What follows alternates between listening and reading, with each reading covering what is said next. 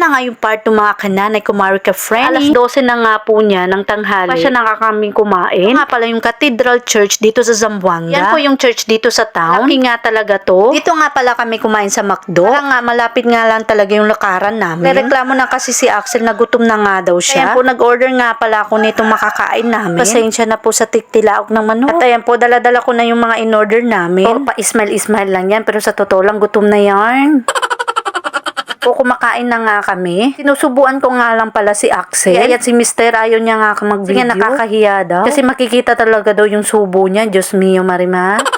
Bakit kaya mga ibang mister ay ayaw na ayaw talagang humarap sa camera ay nahihiya nga daw? Ulat ng mister ko. At ayan po mga mare, pupunta nga kami sa ibang tindahan. Para nga bumili nitong uniform ni Axel. Ayan po mga mare, papasok nga kami dito. Naku po, sobrang dami talagang tao dito. Pasensya po Rama, mga school supply talaga. Talaga ang daming namimili dito. Nalala ko pala na wala pa palang notebook si Axel. Gusto niya kasi yung notebook na Avengers. Kaya ayan po, nakahanap nga kami dyan. Abay, di ko na na-video kasi ang dami talagang tao. Ayan nga kami sa taas para bumili nitong uniform kay Axel. Kaya lang broken sizes na itong mga uniform nila. Pinasukat ko tong pinakamaliit. Kaya lang medyo malaki nga kay Axel. At saka hindi ko talaga bet yung tapos ang mahal pa. Lipat nga kami sa ibang tindahan para maghanap nga nitong mga uniform kay Axel. Bale sa second floor nga palang pamilihan ng mga uniform. Kaya ayan po mga mare, dali-dali talaga kaming umakyat. Sobrang bait talaga nitong si Ate Nancy. Assist talaga siya ng customer at hindi talaga nagrereklamo. Sobrang bait pa. Tagal nga pala ako dito sa pagtatrabaho ko dito sa Southway. Kaya sobrang kilala ko na tong si Ate Nancy. Ang bait-bait po talaga niya. Hindi nga talaga siya nag-assist sa amin. Napagod nga talaga ako sa paghahanap dito sa uniform ni Axel. Abay buti nga talaga andito si Ate Nancy para pumili at saka nakakapagod lang din talaga. Lalo na talaga itong anak mo na hindi talaga mapakali sa isang lugar. Abay gusto pa talagang habul-habulin siya. Abay buti na rin andito rin si Mister. Kung ako lang ay yung hindi ko talaga kayang mag-isa. Kasing etong si Axel kasi nagpapahabol talaga. Forward nga tayo mga mare. Ayan po mga mare, pauwi na nga po kami. Ay sobrang pagod nga talaga pag may mga kasamang bata sa town. Nga lang pala kami dito sa Mang Tinapay mga mare. Nga bumili ng imemerienda namin pagdating sa tindahan. Pasalubong na rin. Sobrang dami talagang mapipilian ditong mga tinapay. Mura lang din. Dami talaga mga taong kumakain dito. Mapapadainin at take out. Ayan po yung mga tinapay na pinili ko. Tinapay na lang muna kasi wala pa tayong pang social na pangsalubong. Kasi wala pa tayong sahod dito kay Memeta. Kailangan pa talagang kumayo. Ayan po mga mare, palabas na nga po ako dito sa Mang Tinapay. Ayan po, on the way na nga kami pa uwi. Medyo mainit-init nga talaga yung panahon dyan. Yung mga bandang hapon nga talaga yan dyan. Pero in fairness mga mare, yung buga ng hangin ay hindi talaga sa sobrang init sa balat. Abay, kita nyo naman mga mare, yung anak ko ay tulog na tulog na. Abay, sino naman hindi matutulog sa kapaguran? Pagdating nga namin ng taon ay panay takbo-takbo nito. Kaya ayan, napagod at natulog talaga sa biyahe. O mga mare, medyo natagalan nga kami dito ng kaunti. Kasi nga medyo na traffic. Hindi kasi masyadong nauusat itong truck. Medyo na-cause ito ng traffic. Dami talagang mga truck na pumapasok at dumadaan dito. Hanggang dito na nga lang po. Maraming salamat sa panonood. God bless.